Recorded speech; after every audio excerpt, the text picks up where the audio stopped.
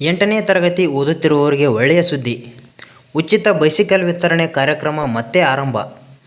ಇದರ ಕಂಪ್ಲೀಟ್ ಮಾಹಿತಿ ಇಲ್ಲಿದೆ ನೋಡಿ. ನೀವು ಚಾನಲ್ಗೆ ಹೊಸಬರಾಗಿದ್ದರೆ ಸಬ್ಸ್ಕ್ರೈಬ್ ಆಗಿ ಮತ್ತು ವಿಡಿಯೋ ಇಷ್ಟ ಆದರೆ ಲೈಕ್ ಮಾಡಿ.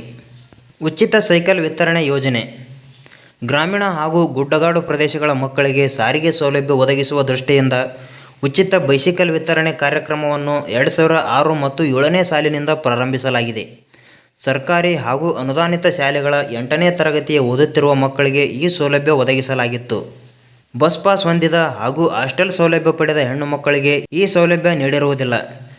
2007 ಮತ್ತು 8ನೇ ಸಾಲಿನಿಂದ ಈ ಯೋಜನೆಯನ್ನು ನಗರ ಪ್ರದೇಶದ BPL ಕುಟುಂಬದ ಹೆಣ್ಣು ಮಕ್ಕಳಿಗೂ ಹಾಗೂ ಗಂಡು ಮಕ್ಕಳಿಗೂ ವಿತರಿಸಲಾಗುತ್ತಿತ್ತು.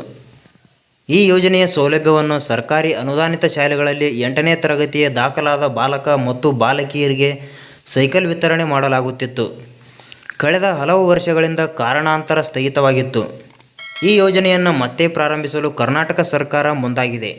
ಹೌದು, ಈ ಬಗ್ಗೆ ಶಾಸಕ ಪ್ರದೀಪ್ ಈಶ್ವರ್ ಪ್ರಸ್ತಾಪಿಸಿದ್ದರು.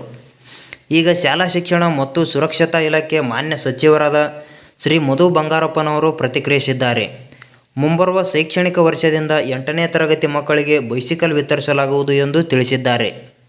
ಈ ಯೋಜನೆಯ ಮುಖ್ಯ ಉದ್ದೇಶಗಳು: ಮಕ್ಕಳ ದಾಖಲಾತಿಯನ್ನು ಉತ್ತೇಜಿಸುವುದು, ಮಕ್ಕಳು ದೂರದಲ್ಲಿರುವ ಶಾಲೆಯನ್ನು ತಲುಪಲು ಅನುಕೂಲ ಮಾಡುವುದು, ಮಕ್ಕಳ ಕಲಿಕೆ ಹಾಗೂ ಉಳಿಯುವಿಕೆಯನ್ನು ಉತ್ತಮಪಡಿಸುವುದು, ಮಕ್ಕಳ ಆತ್ಮಸ್ಥೈರ್ಯವನ್ನು ಹೆಚ್ಚಿಸುವುದು, ಕಲಿಕೆಯ ಗುಣಮಟ್ಟವನ್ನು ಹೆಚ್ಚಿಸುವುದು, ಪ್ರಯಾಣದ ವೇಳೆಯನ್ನು ತಗ್ಗಿಸುವುದು.